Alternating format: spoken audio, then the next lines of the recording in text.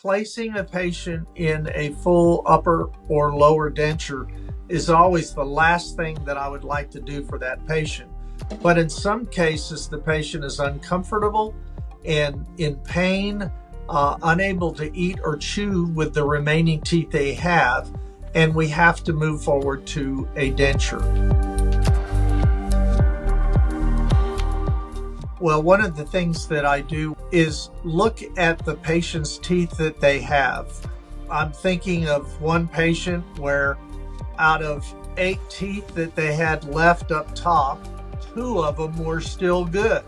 So in that particular instance, I recommended a denture because I didn't feel like the 2 remaining, once the other 6 were gone, were going to help or be an advantage. So we can a lot of times do a partial denture. That's for the patient that still has solid teeth left. And a partial denture is either made with an acrylic framework or metal framework, and teeth are attached to that. A lot of those patients that have that are candidates for crown and bridge. Most of the dentures that I do in my office are what we call immediate dentures.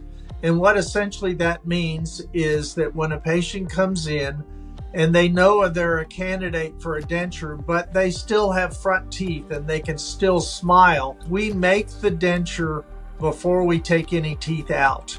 We take impressions or scans of the patient's mouth.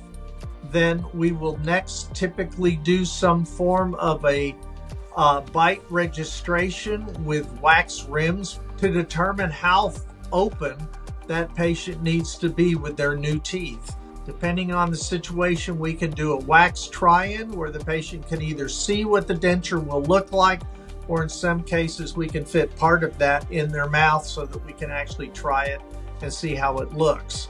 Then once everybody agrees, that we send it back to the laboratory and they go ahead and turn that wax try-in into a full denture, replacing the wax with acrylic.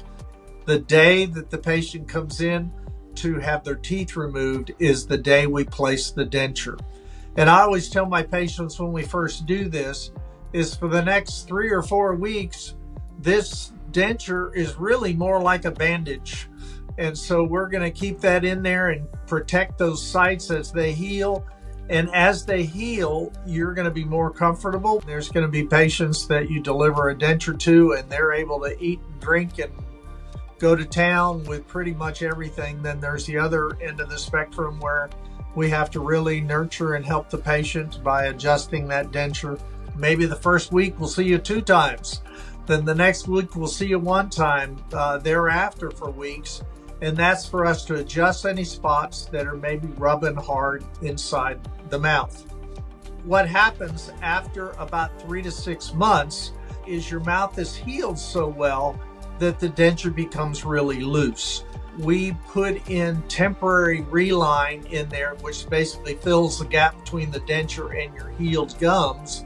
But at 3 to 6 months, we take that denture from you, send it to the lab, and do a permanent reline that fills that gap so the denture fits tighter. I think the maintenance is pretty easy.